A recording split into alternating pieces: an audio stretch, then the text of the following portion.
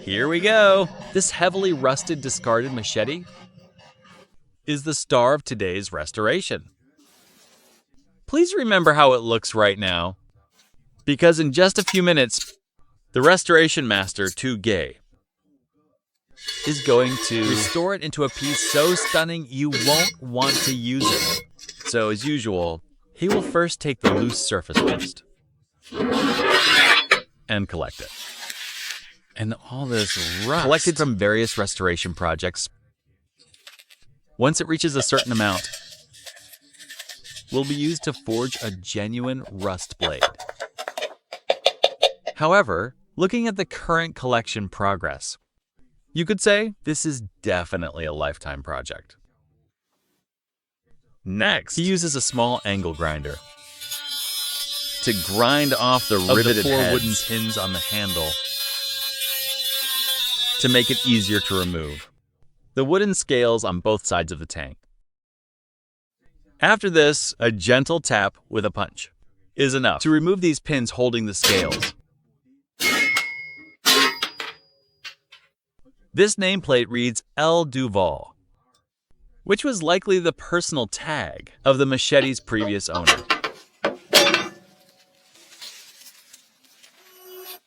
Once completely disassembled, the whole blade is placed into this glass tank for rust removal. First, a full bucket of water is poured into the tank, so the blade is fully submerged. And what actually removes the rust? Are these 9 bottles of 14% acetic acid? The acetic acid here turns that hard, water-insoluble rust into soluble iron acetate.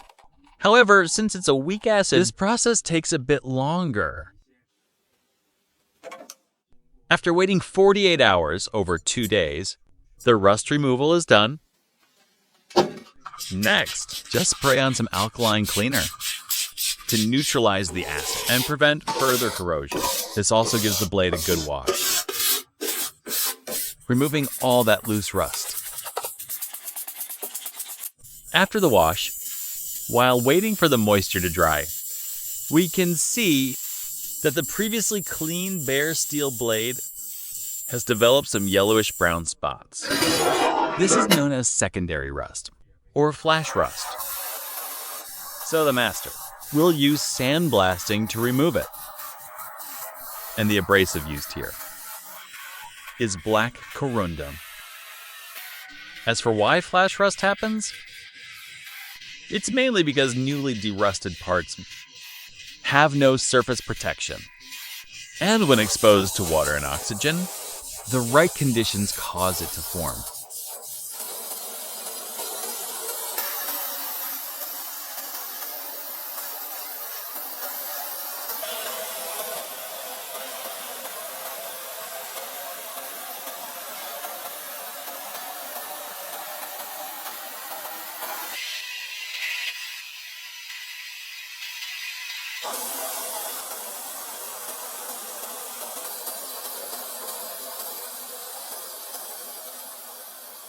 Once sandblasting is done, the next step is to address the blade's flaws and correct its profile. Put simply, it means using various grinding tools to restore the blade to a smooth, geometric shape. Of course, for the notch on the spine, restoring it to a flat, smooth feel will definitely require grinding away a lot of material. As for the other edges, it's simpler. A quick pass with a power grinder works.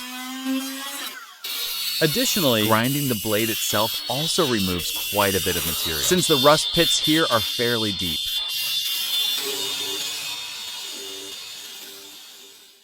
This is how it looks after preliminary flaw removal. But of course, this is far from enough. So next, he needs to give the blade a mirror finish. And this mirror finish involves both sanding and polishing. First, he sands it by hand, gradually increasing the grit of the sandpaper to grind the surface down to a fine and uniform matte texture.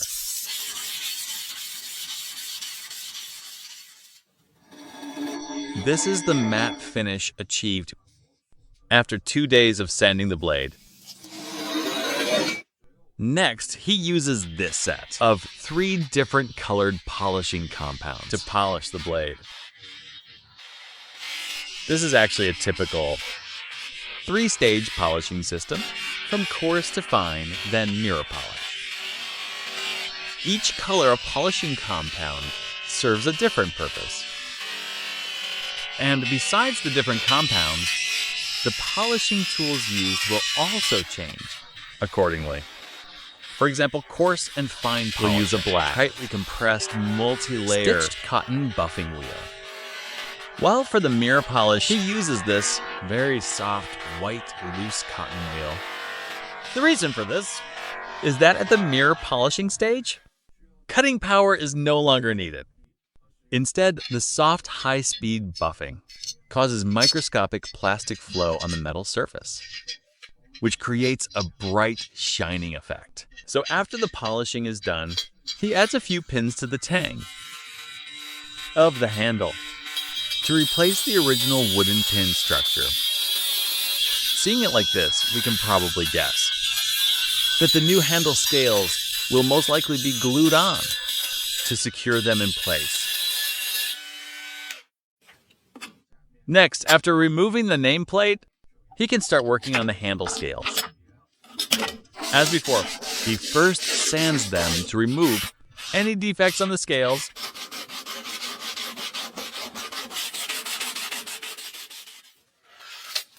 Afterward, he applies a special wood filler to fill in the pinholes, cracks, and defects, and even the missing chunk at the very end of the scale, patching it all back up perfectly. Then once the filler is completely dry and fully cured, he can sand it down properly to get the exact geometric dimensions perfectly shaped and fitted.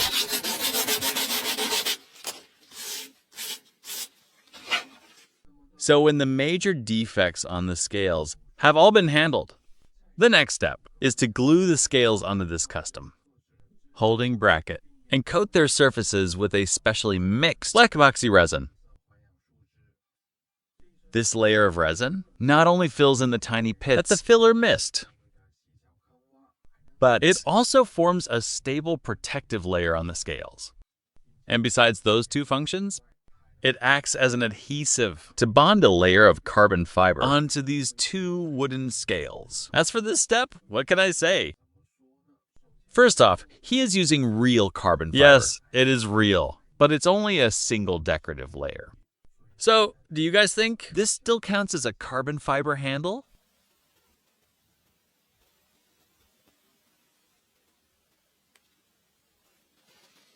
After waiting overnight, the carbon fiber is securely locked in place. Next, he needs to apply a layer of clear resin over the surface. This method is actually no different from how real carbon fiber parts both use resin to stiffen and secure the soft material. After waiting for the resin to dry, the next step is sanding. He needs to sand down this seemingly flat, but actually wavy and uneven resin surface to smooth it out completely, bringing it back to a flat and smooth condition. And this is an ultrasonic cutter.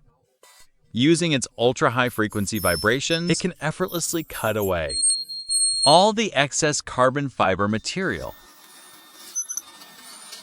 Now the originally battered handle scales have a completely brand new look. But before further surface treatment, he still needs to drill out the 4 pinholes inside for the final assembly. So if you want this matte exterior to become glossy again, it's quite simple. Aside from further polishing, you can also do it like this. Spray a thin coat of clear resin. If polishing makes the surface smooth by grinding, then spraying this resin makes it smooth by filling in the gaps. Of course, manual spraying like this can't guarantee a 100% even coating. So he still needs 3,000 grit wet sandpaper for one last round of fine wet sanding. As for assembling the scales, it's also straightforward. He will again use epoxy resin to glue and secure them in place.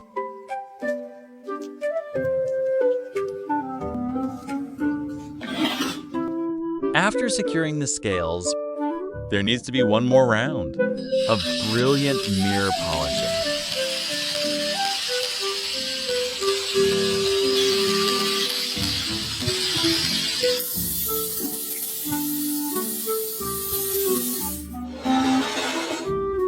Once we see the happy buffalo, we know that the very last step is to give this machete a proper sharpening.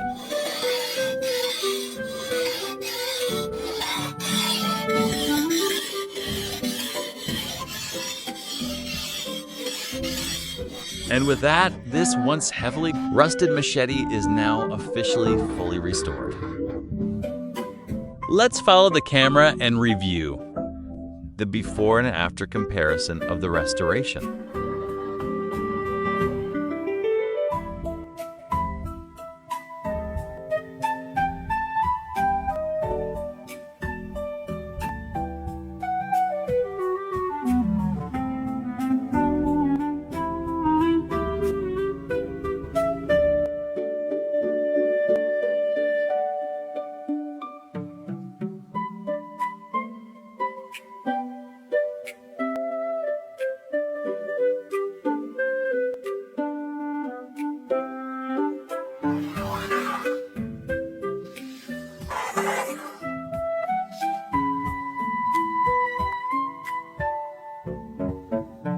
Finally, I will do a quick sharpness test.